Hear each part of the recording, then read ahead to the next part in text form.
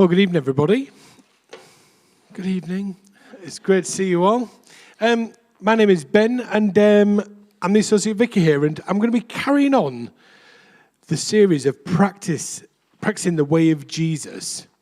And in our evening service, we are working through the book of 1 Corinthians from the New Testament in the Bible. And if you weren't around for the last couple of weeks, Jim kicked off the series looking at what does it really mean to go deeper in following the way of Jesus. Last week, Victoria spoke to us about what does it really mean to be less judgy. And I just hope that as we go over each of these weeks, each of these things, you'll see them more as like a building block. This idea is that we put these building blocks together, each fitting together, so that we can build each other up as a church and for us to build ourselves up as disciples of Jesus, followers of the way of Jesus. So you're going to need your Bibles, and we're going to be looking at 1 Corinthians chapter 8 to 10. Not all of it. I've picked out some key passages. And if you've got any pew Bibles, they're the ones that are nearby. That was a niche joke. That's page 1149. 1149. We'll be starting around there. So it's interesting that we're looking at this letter of the Corinthians, and Paul is writing to the church in Corinth. And what I find fascinating over the last couple of weeks and even writing this is that a lot of the issues that were being faced back then are issues we face now. If you weren't aware of this, it is a place that Paul knew really well. For extra reading, Acts 18 speaks about Paul's time in Corinth, where he spent about 1.5 years with them. So that's quite a long time to get to know what's going on there. And why did he choose Corinth? Well, he chose Corinth because it was a major port city. It was full of different temples to Greek and Roman gods all over the place. And you can probably imagine with all the traders that are coming in and going out through the port, it was a great strategic place for mission. People to come and hear the good news and then take it back to their homeland. Now, as you can imagine, and again, I think it's similar for us now, there would have been so many different voices going on, so many different beliefs, points of view, speaking to and through the people and the church. And inevitably, things got confused and messy. So tonight, I will be looking in the book of 1 Corinthians, focusing on chapter 8 to 10, which you should all have found by now, asking, what does it really mean to be free? What does it mean to live in the freedom of his kingdom? The freedom of Jesus' kingdom. Now, I think freedom is an interesting concept, and I would argue that as a northerner, I love it when I go shopping and there are free samples to try. I love it when things are free. I can just go. The best place I've had today is when I go to Waitrose, and if you make enough ums and ahs about certain cheeses, you get to try loads. I thought I was going to be in a cheese coma. And then the absolute classic for me is a bog off. A buy one, get one free. Don't even need it. It might be about to go out of date, but you know what? I don't care. It's free. I'll have it. And maybe food poisoning. That did actually happen one time when I was a student, as a side note. I bought loads of these microwavable rib sandwiches. Anyway. You see, I think the world's view of freedom is the world would say that you are free to do whatever you want, say whatever you want, act however you want, and even use whoever you want. And I would argue that as soon as you say, but what about this, or however, or don't, I think we can sometimes feel like we're having something taken away from us, restricting us, even taking away our freedom. But again, I believe the most beautiful freedom is what we get when we live in the kingdom of Jesus. So regardless of who you are, regardless of what you've done, or all of that, We all have the choice to live in this freedom, to step into freedom that is promised by Jesus. And Paul unpacks what this freedom looks like. So if you turn to chapter 10, verse 23 to 33.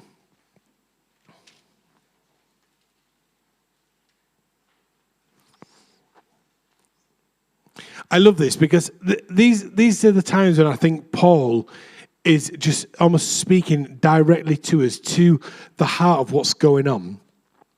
And he says this, I have the right to do anything, you say, but not everything is beneficial.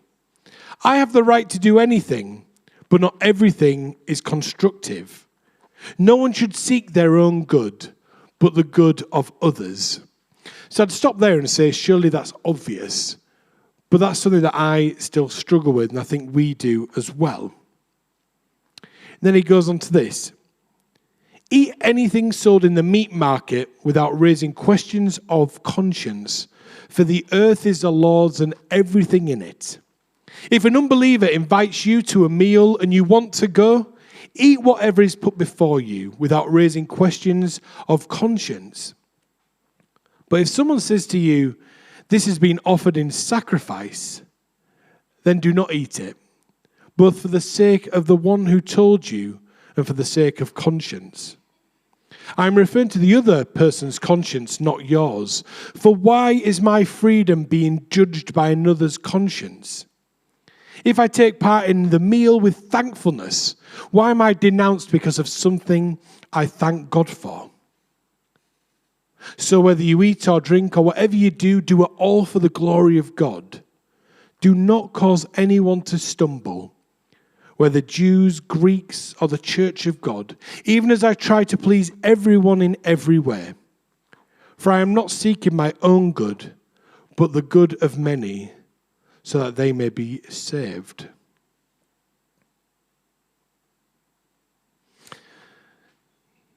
You see, the passage is not about food preferences. This is where we get to dig into this a little bit deeper. It's talking about this split between Jewish and non-Jewish Christians. This idea of what you should eat, what you shouldn't eat. And basically all of these ideas, all these rifts that are forming in the church, I believe Paul is saying that that's when we drift away from remembering our allegiance to Jesus.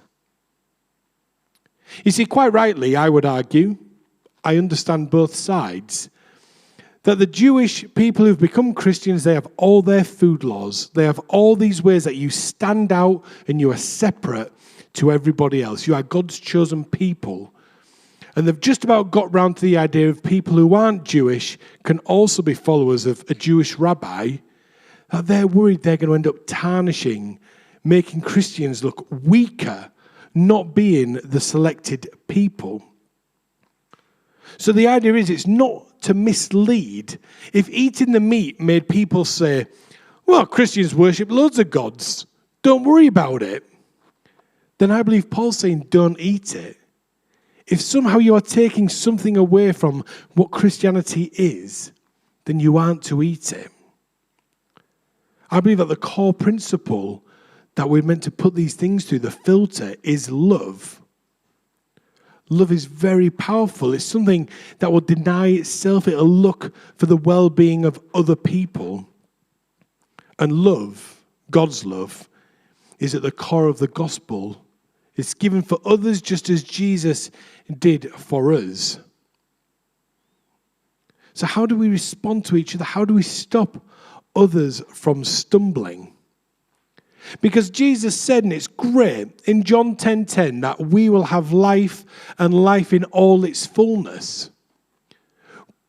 But we're not to be causing other people to stumble by us enjoying that life in all its fullness. It's not about the fact we are free to sin, but it's the fact that we are free not to sin.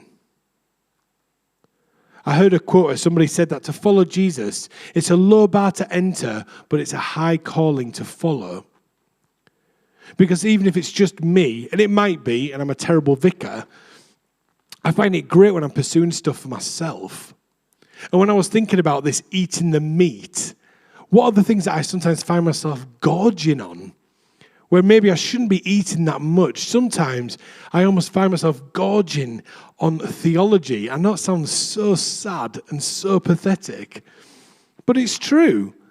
Sometimes if I feel like I've gone through a dry patch of not reading my Bible or praying, before you know it, I've got a pile of prayer books next to my bed, my Bible's there, I'm reading it. And what I find bizarre is suddenly it makes me feel like I'm on a bit of a pedestal. And then I can say to the people, oh, did you really enjoy morning prayer yesterday when we looked at Jacob? You didn't read it. Whereas if they'd asked me that 2 weeks ago, I'd be going, I'd probably lie. Oh, yeah. I know something about Jacob. So you see, what does it look like for us to avoid the stumbling blocks that we can put in front of each other? What does it mean for us to be free, but to be thinking of others? And I think that freedom is found in love. The way to live in freedom in his kingdom is through the love we have from God and to one another. Now, I'm really scared that this will be used in a wedding sermon coming up soon because it's a good line. But I did my sister's wedding last week, and I told you about this before. And there's a line that I absolutely love in it, even though, I think I nicked it from somewhere, but I just love it. And I always talk about the act of the proposal. So when I do the wedding, I ask them, how did you propose? What happened? And my sister told me that Jordan got down on one knee, and it was a nice big surprise, and she turned around and he asked her to marry him. And she said yes. But it's the act of humility of taking the knee, which is what in the sermon I get to say is what we're to continue doing. I think it's the same for people who are in relationships, but it's the same for each of us here too. What I loved when we were singing is there were people behind me singing wonderful harmonies. I don't know who it was, but it sounded beautiful, and I can't harmonize to save my life. So I got to experience that freedom of worship, just pouring out our love to God together. But then I think what Paul is talking about is in how do we help each other? How do we make sure that, again, we're not tripping each other up? See, Jesus' kingdom gives us all we need, and the world just can't match it. Can you imagine what it would look like in a world where everybody is free from what the world tells them? What would it mean to be free from all the labels, the identities that people put on us? The fact is that first and foremost, we belong to Christ, and that in itself is freedom. Some people might have labels on you now. You know they're saying things about you and they feel heavy and they weigh you down. Sometimes, and again, for me, it can be the labels I put on myself. But the freedom that we have is to almost take our imaginary sword, because I like to think of myself as a pacifist, and it's to smite those things, knock them off the top, and then remember that first and foremost, we are all children of God. We belong to Christ. He is in us and with us. This is the armor. This is what we have being in that kingdom. So I talked about ourselves quite a bit. Well, me. But outwardly, we also need to be aware that we are walking adverts of what it means to follow Jesus. Reflecting his life, his transforming power. And basically where we find ourselves, that is where we can reflect the hope we have in Jesus. Living, again, his freedom in his kingdom. There's a challenge in this passage of being mindful of the impact that we have on those outside the church and even those on the inside of the church. Again, that passage, we aren't to cause anyone to stumble. Don't trip them up. Don't be horrible like me, where you suddenly get into something, then you judge everybody else for not doing it. Freedom is great for us, but it has to be for others too. In the book of Galatians, chapter 6, verse 2, Paul tells us to carry each other's burdens, and in this way you will fulfill the law of Christ. This doesn't just happen overnight, but it's something we are to continue doing for one another. And if we do that, I believe we will advance God's kingdom across our city, across our country, and the world. We're not the only Christians in the world. There are Christians all over our city who all want to advance the kingdom. And that's what we want to do together. You see, in the passage, again, back to this meat, it sounds so funny. It's just a piece of meat, you'd think. But it's meat that's been sacrificed to other gods.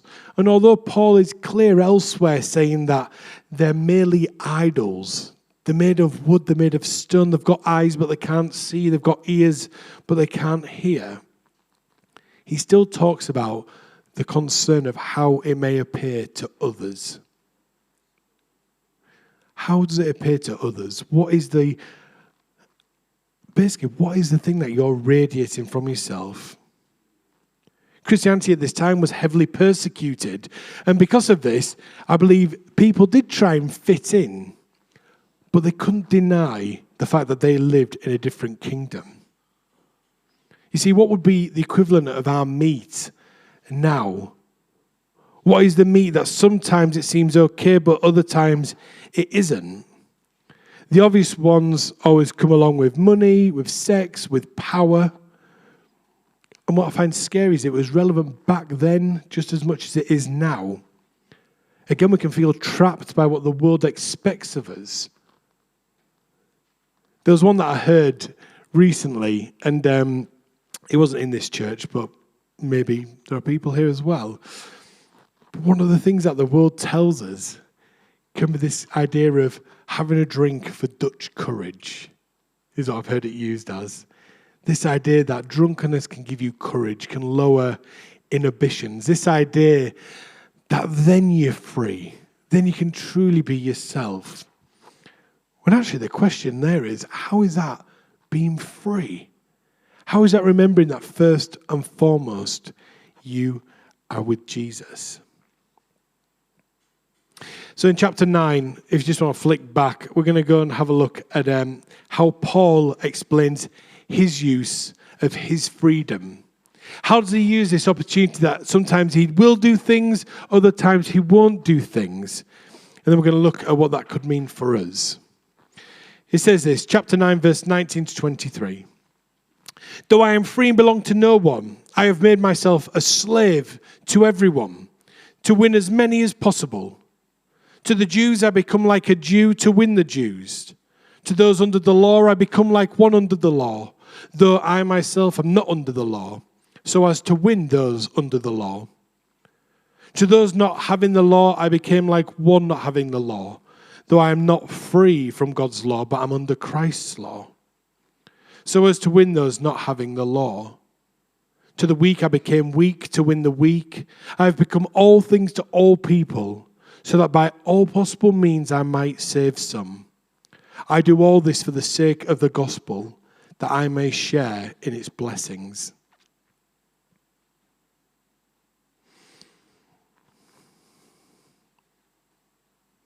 You do all these things for the sake of the gospel, that I may share in its blessings. The gospel means good news. Gospel is good news that Jesus Christ died, he rose again, and he is now risen. He's ascended. His life is an example. His death shows us that it is not the end when we see the resurrection. No matter what the world throws at us in words, actions, deeds, Jesus always wins. We are blessed by knowing this, and this is the blessing that we are to share with others. We are the ones who are to go and meet with those who maybe others would choose to ignore. I'm not saying, get along to the strip club, justifying you're spreading the gospel, especially boys. Not a great idea. Or ladies, whatever. But the fact is, there is something about, you could get all caught up with that, or you can all remember the time when you've walked past somebody who's just on the street? Or you've walked past somebody who's shouting and arguing, or you're walking past somebody who's crying. And it sounds like I'm picking these out of the air, but literally all these things seem to have happened in the last month, just walking around Lincoln. We are to take these opportunities to share God's blessing with them. Don't put yourselves in danger. But there is something about being aware of what's going on, seeing the brokenness that's around us. And then we go on, following verses 24-27. It then talks about the need for self-discipline. And again, this is where it feels really counteractive, this idea of freedom, of being able to do what you want. And now I'm saying there's self-discipline. There's a choice to hold things back, to put into practice all the building blocks of what it means to follow the way of Jesus. Paul says this, do you not know that in a race, all the runners run, but only one gets the prize? Run in such a way as to get the prize. Everyone who competes in the games goes into strict training. They do it to get a crown that will not last, but we do it to get a crown that will last forever. Therefore, I do not run like someone running aimlessly. I do not fight like a boxer beating the air. No, I strike a blow to my body and make it my slave, so that after I have preached to others, I myself will not be disqualified for the prize. See, for me, this is where the challenge comes in. This is where like the rubber actually hits the road with what do we choose to do in our own time. So I've talked about how we are to one another. I've talked about how we are when we're in church. But what does it look like when we're spending time training ourselves? Going back to reading our Bible, going back to spending time in quiet with God, going back to praying, going back to that prayer group you used to have that you really loved and it really energized you, but it's kind of petered out. Going back to those prayer walks you used to do that you really loved, maybe a podcast. You see, as I was writing this and thinking about this, even for me, things pop back in my mind. And it's not bad that they've slipped necessarily, because we still have the choice to pick them back up again. We need to know when to be appropriate for our situation. I think that is by being in tune with the Holy Spirit, reading the situation that you find yourself in. So when I was trained to be a vicar, I had a wonderful teacher called David Wilkinson, I just love him so much. He had about 1 million PhDs. One was in astrophysics. He was ordained in the Methodist Church. And in spite of that, no I'm kidding. And he was just a marvelous man. And he did the science and religion module. And I loved it. It talked about like how Darwin and this whole setup against the church and like this conflict of science and religion was basically fabricated. It's amazing. I'll talk to you afterwards. And anyway, I was like, oh my gosh, this is so good. And, scribbling notes down. And for those of you who don't know me super well, I really like Pokemon cards, playing games, Nintendo, that kind of stuff. And comic books are just brilliant.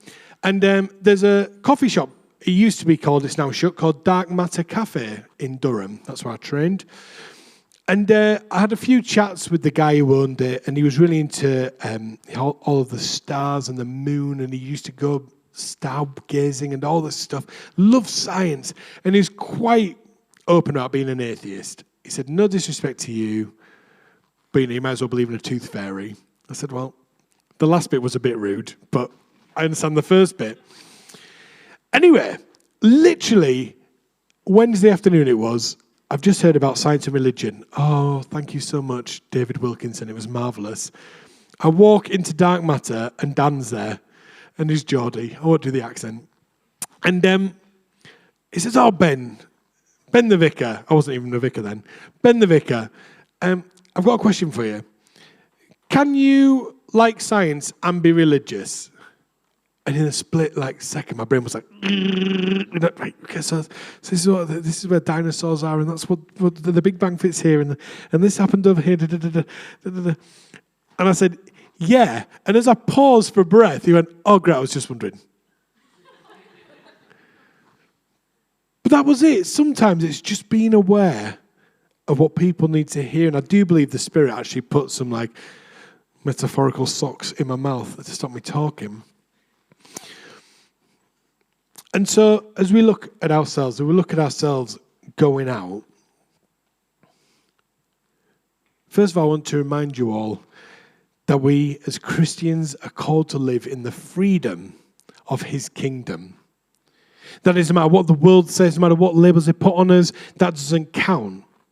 That when the world says that it's a full stop, Jesus continues. And I put it to you that we're currently in the season of Lent. And Lent is a time where people fast, it's where they abstain. Technically, it's where we don't say hallelujah. Clearly, we didn't pass the memo on to here, but it's fine because there've been bangers all night. But what is the freedom for us to witness this week? If you want to find some really cool stuff, Ben did a cracking talk this morning about fasting. And it just got me thinking as well that that's what we can look at, the choices that we can make that can lead to conversations about why we're doing what we do. Is it abstaining from drinking? Is it not eating certain things? And the reason to do this is to remind our hearts, our souls, what it feels like when we deprive it from the relationship with God. But I do believe it's the Holy Spirit that will guide, lead, and prompt us in what we are to do. You see, you've probably seen on our windows, there's lots of stickers now actually, there's a lot more than I remembered in my mind's eye. Well, we're called to live more like Jesus. At St. Swithin's, our heart is for people to encounter the love of God. We've heard stories of that. When there's the weekends away, when there's times of worship, people encounter that love of God, some for the first time. And then we gather to learn to live more like Jesus. And then to go in the power of the Spirit to see lives and communities transformed.